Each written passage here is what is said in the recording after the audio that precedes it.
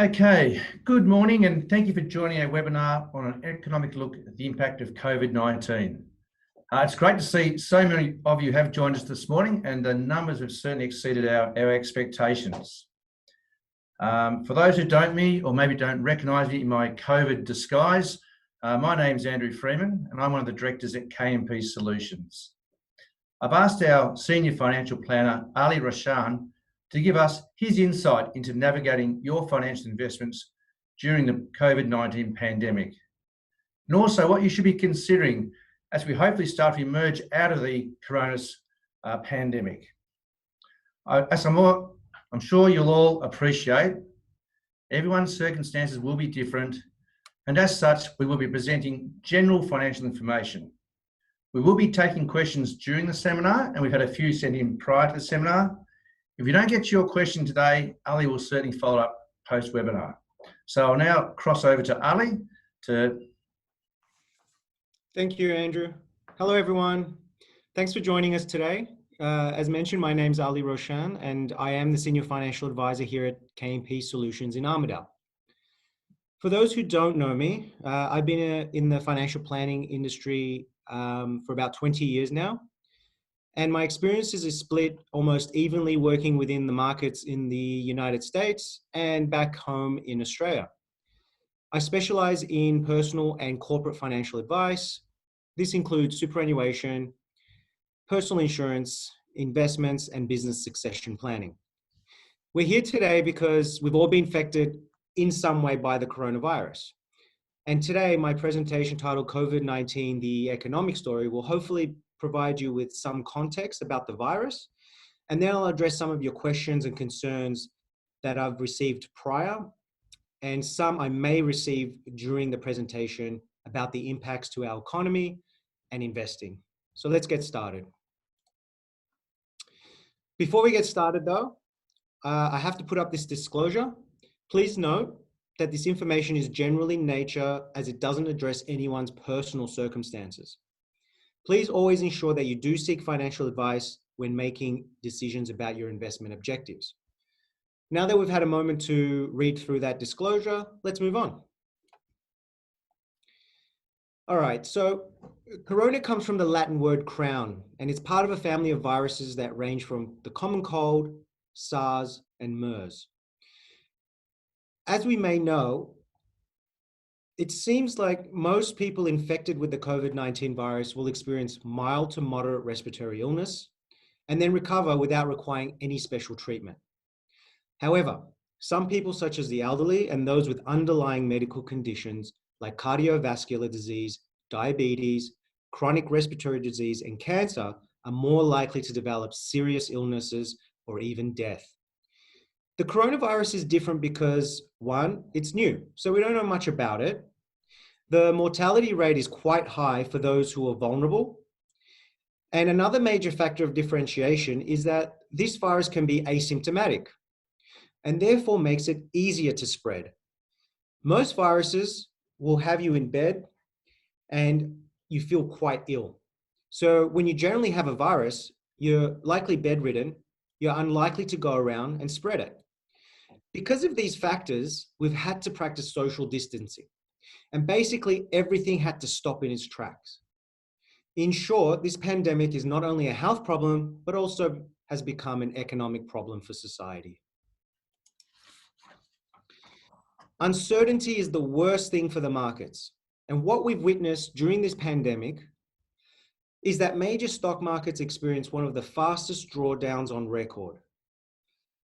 To some extent, well, at least earlier on, the declines have been driven by a strong cocktail of uncertainty regarding the COVID-19, rich, or some may say overpriced valuation of the markets and share prices, and a bit of anxiety among investors who are keen to sell fast and not lose their large gains that they have already made.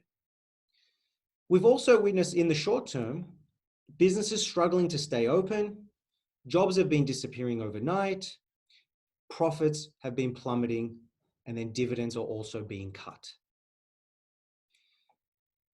What's made it even worse is the breakdown in oil negotiations between Saudi Arabia and Russia. In turn, this has also created an oil storage issue. At one point, oil producers were paying buyers to take the oil from them, and this has caused the oil price to crash. Across practically all major markets, we've seen heavy losses incurred. There's not been a safe haven to turn to. Companies that were mostly exposed were the ones with high debt levels. However, we would expect that during a downturn in the markets. But those companies with exposure to the downturn, like travel, hospitality, energy, financials, and leisure companies, have been hit particularly hard.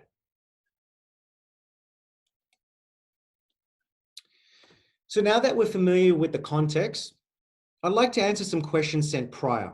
Now, I've collated the top 4, which we can review in depth today, but I'll also try to get some questions. I'll also try to answer some questions that come in during the presentation as well. The first question asks, how much further can the markets fall? Well, unfortunately, I can't answer that because I can't see into the future. I wish I could. But not only are we just learning more about the virus each day, we're also discovering the financial impacts from the lockdown as it unfolds. However, to best protect yourself as an investor, we should start by preparing an investment strategy that will suit your needs. What we would start asking is questions like, how much risk are you willing to take versus the level of return you would expect, also known as your risk profile. Your time horizon can also play an important role in how we determine your risk profile. This helps determine what life stage an investor is at. There are 3 different types of investors.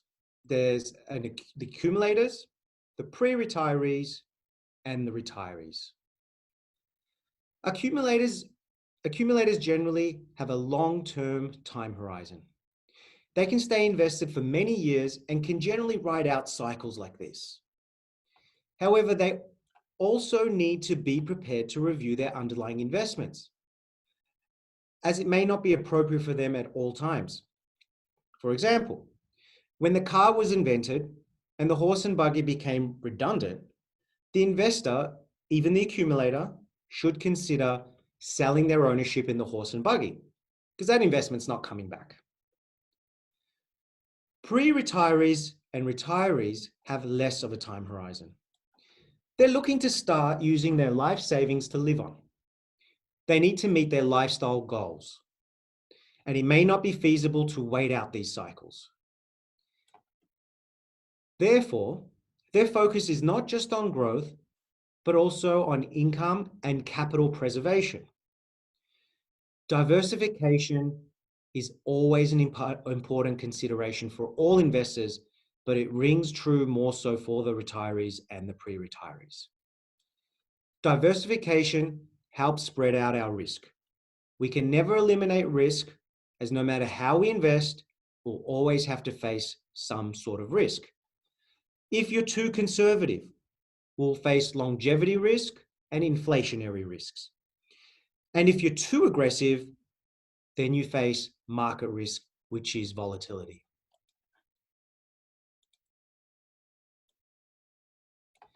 Investing involves having a game plan. For some investors, we can consider the bucket strategy. The bucket strategy provides us with 3 different buckets.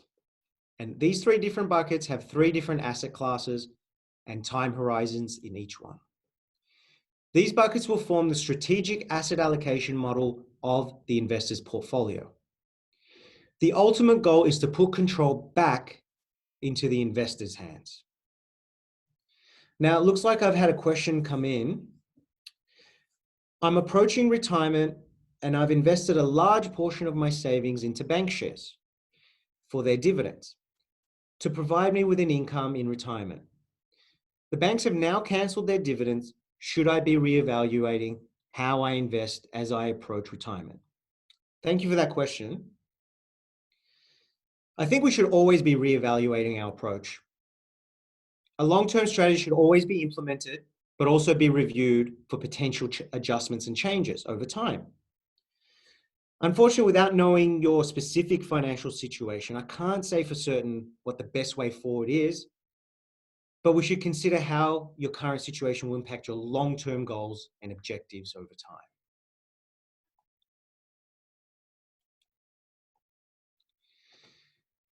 Question 2, back to the slides. Will we be in another depression like the 1930s? Well, no one knows for certain just how deep this recession will go, as we're still learning the effects of the lockdown.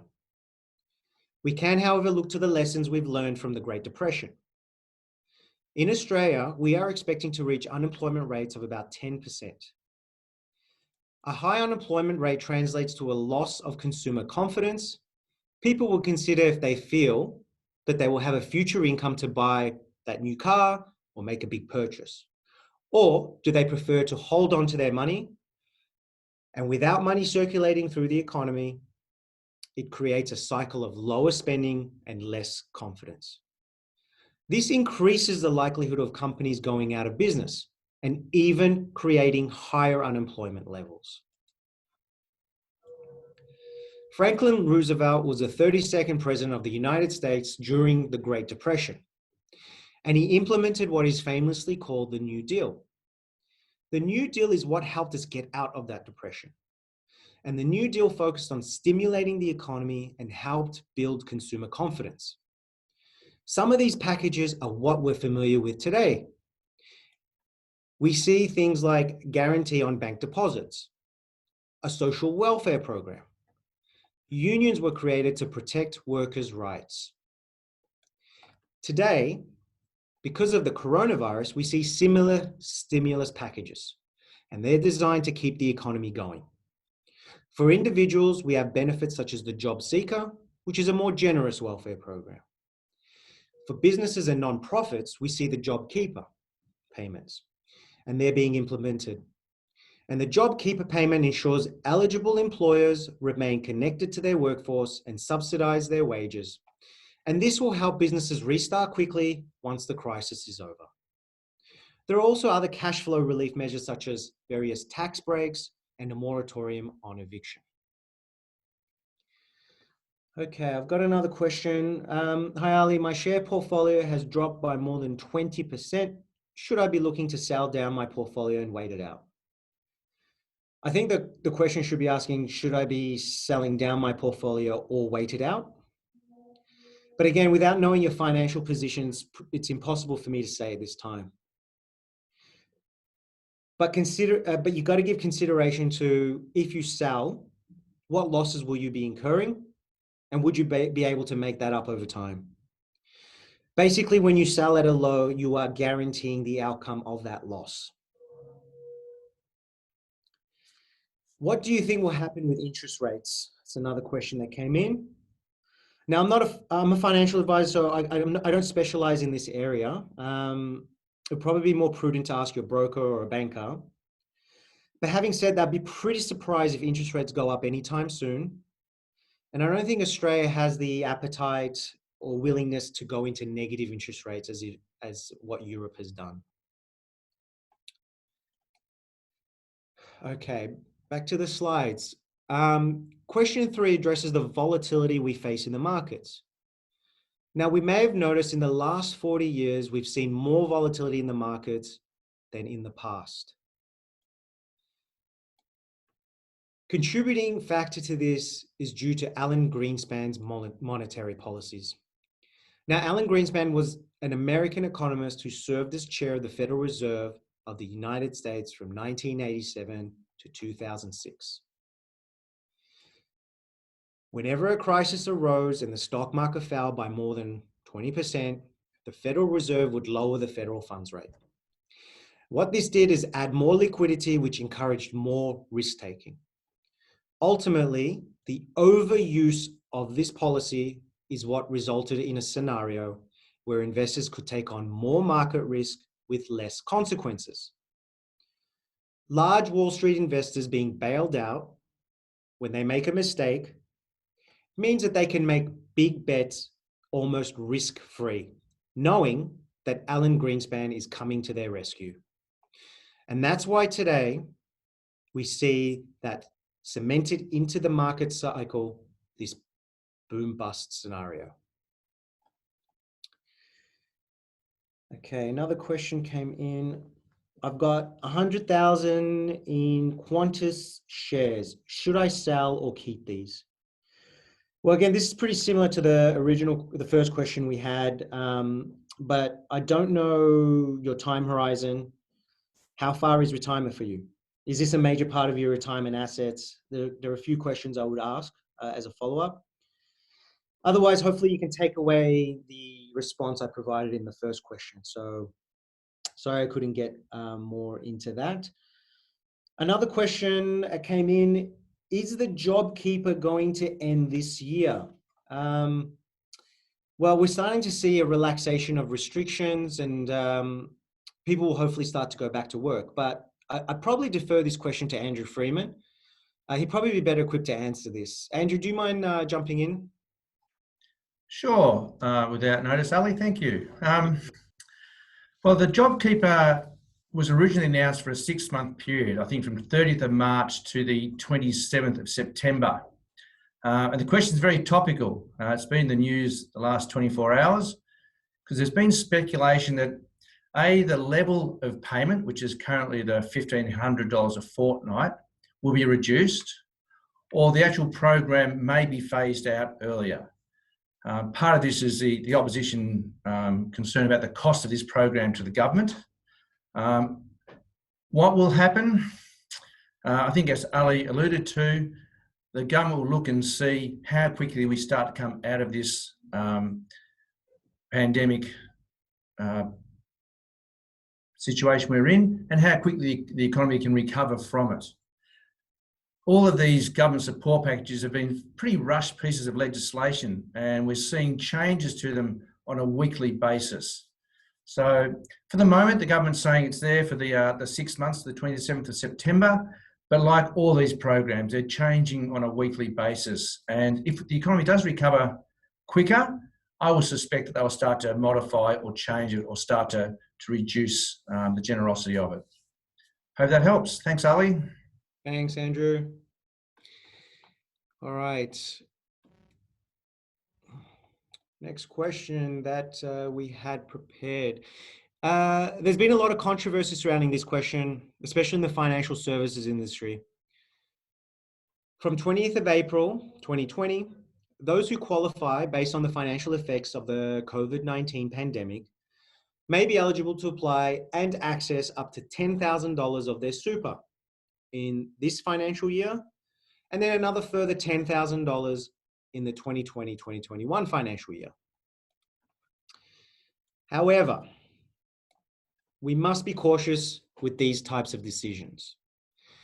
Money you take out today from your super is money you won't have in retirement. Also, must keep in mind that super is concessionally taxed and the interest is compounded. Therefore, we should consider what the opportunity costs are on this decision. Opportunity cost refers to the benefits you as an investor miss out on when you choose one alternative over another. Just to provide you with an example, let's say we have a 46-year-old person in a 70-30 growth defensive portfolio. If this person is retiring at age 65 and they did end up taking that $10,000, they will have an opportunity cost of almost $27,000. That means that a $10,000 withdrawal today will cost that person almost $27,000 by retirement.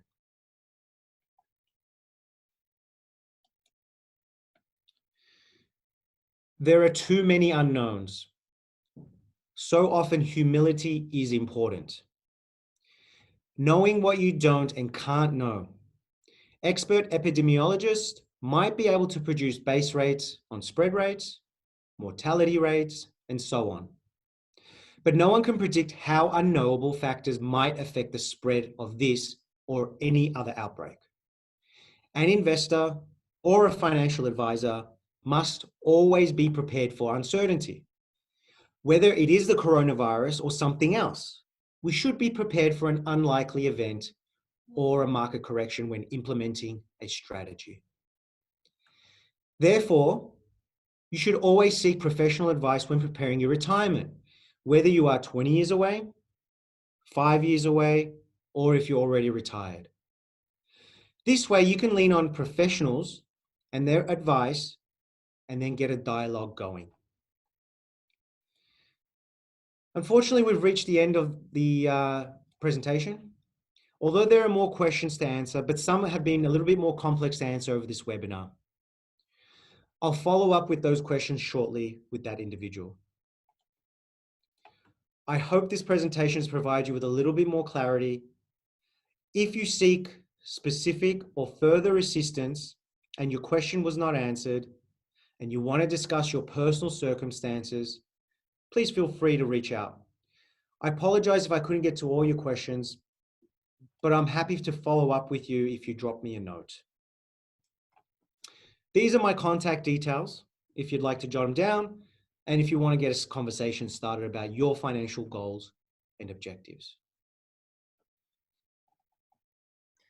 Thanks, Ali. Appreciate your insights. You've certainly given us some direction, interesting aspects to consider when reviewing our personal wealth situation. I just want to finish with emphasising today's presentation is general in nature and shouldn't be considered personal financial advice. We will be following up any questions that didn't get answered. If you'd like specific financial advice in regard to your personal circumstances, please contact Ali. We'll be more than happy to assist. And again, I want to thank you for taking the time to join us on this webinar. Thanks for that. Thank you.